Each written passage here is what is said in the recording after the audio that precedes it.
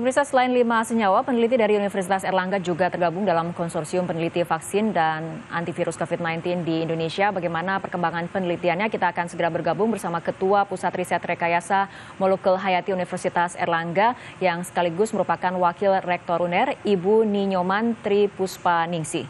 Selamat sore, Bu Nyoman. Selamat sore, Mbak Fitri. Ya, Bu Nyoman, UNER mengatakan ada 5 senyawa yang berdasarkan hasil riset bisa diproyeksikan menjadi obat bagi COVID-19. Ini penelitian ilmiahnya sejauh ini sampai mana, Bu?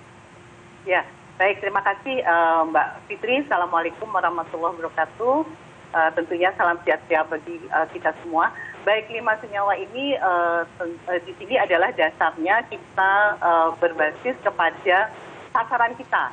Ya, jadi 5 senyawa ini tentu sasarannya apa? Sasarannya adalah main protease atau enzim protease dari virus COVID-19.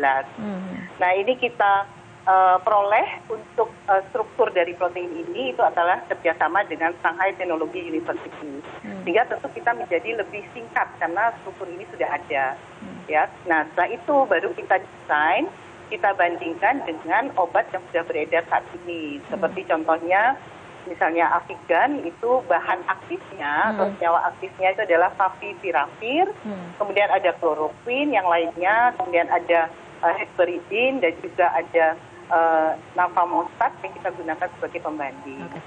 Jadi, Bu Nyoman, artinya 5 senyawa ini memiliki kemiripan kinerja dengan Avigan dan juga chloroquine?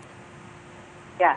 Jadi kemirikan kinerjanya kan agak berbeda. Kalau chloroquine itu kan anti malaria, tetapi kalau favipiravir itu adalah memang antivirus. Ya, kita harapannya sih yang ke arah lebih ke seperti Avigan ya, dan lebih ke antivirus yang vir-vir itu.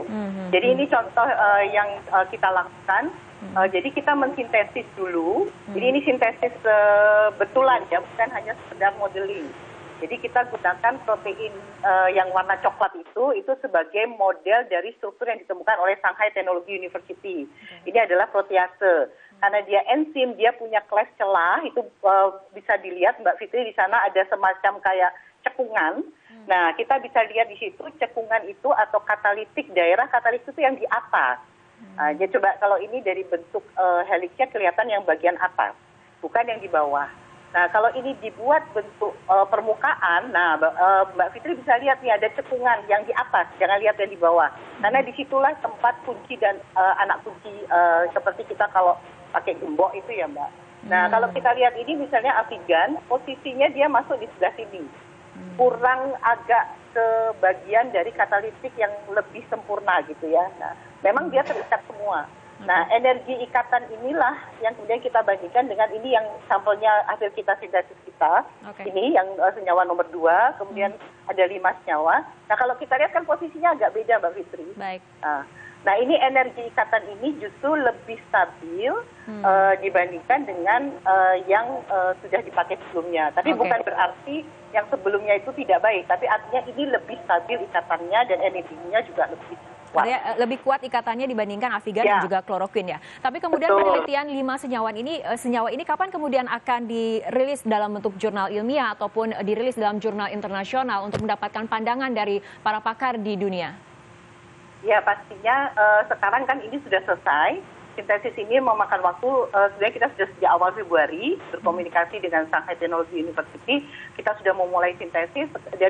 Jadi gini Mbak, jurnal ada yang sudah terbit, itu mereka menggunakan 686 juta senyawa loh Mbak. 686 juta senyawa. Dan mereka mendapat peluang dari 686 juta itu 11 kandidat yang bagus. Itu yang sudah dipublikasi dari peneliti yang lain di luar negeri. Nah, kami itu melakukan dari ini hasil senyawa kami sendiri. Koleksi kami itu ada 132 senyawa dan yang potensi adalah 5 senyawa baru ya.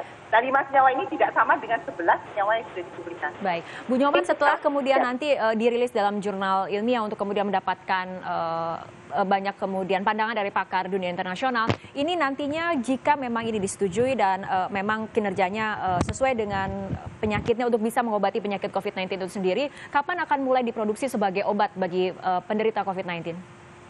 Oh iya, oke. Kalau obat itu tentu bukan keahlian kami, Mbak Fitri. Jadi kami ini adalah sesuai dengan nama kami lebih di biomolecule engineering. Nah nanti untuk terkait dengan obat pasti kami di UNER ini kan kami punya beberapa pusat riset. Nah kami akan berkolaborasi tentu interdisiplin ini risetnya, apalagi ada bergabung dengan riset konsorsium nasional dari Kemenristek BRIN. Nah, jadi nanti hasil ini tentu akan langsung dilingkan dengan para pakar yang terkait dengan bidang obat-obatan, misalnya ahli farmakologi, kemudian dari farmasi, bidang kedokteran. Nah, ini kan harus diuji tantang terhadap virusnya, kemudian in vivo juga, sampai dia layak edar menjadi obat. Itu kan ada clinical proses yang bertahap yang tentu yang lebih tahu adalah teman-teman yang nanti akan di bidang farmasi dan kedokteran. Baik, Bu Nyoman, pertanyaan terakhir mengenai konsorsium nasional yang tadi sempat Anda sudah singgung, ini mengenai pengembangan vaksin sendiri, UNER juga salah satunya masuk dalam konsorsium nasional untuk membuat vaksin. Ya. Sejauh ini perkembangannya seperti apa, Bu Nyoman, singkat saja? Ya, alhamdulillah kami tiap seminggu sekali itu ada progress report, Mbak, melalui online ya dengan Kemenristek BRIN. Masing-masing tim akan melaporkan kemajuan progresnya. Nanti ada tim yang mengembangkan vaksin, ada tim yang rapid test, ada tim. Tapi sekarang urgensinya akan lebih di APD. Ya. Banyak membahas tentang APD, disinfektan dan sebagainya. Setelah ini mungkin akan membahas rapid test pengembangan vaksin. Ini sudah dibagi oleh Kemenristek. Ya. Oke, kita harapkan ada perkembangan yang cepat dan juga bisa kemudian membawa kabar baik untuk mengobati COVID-19 ataupun mengembangkan vaksin antivirus corona ini. Baik, terima kasih Ibu Ni Nyoman Tri Puspaningsih telah bergabung sama kami dalam Prime Time News untuk sore hari ini.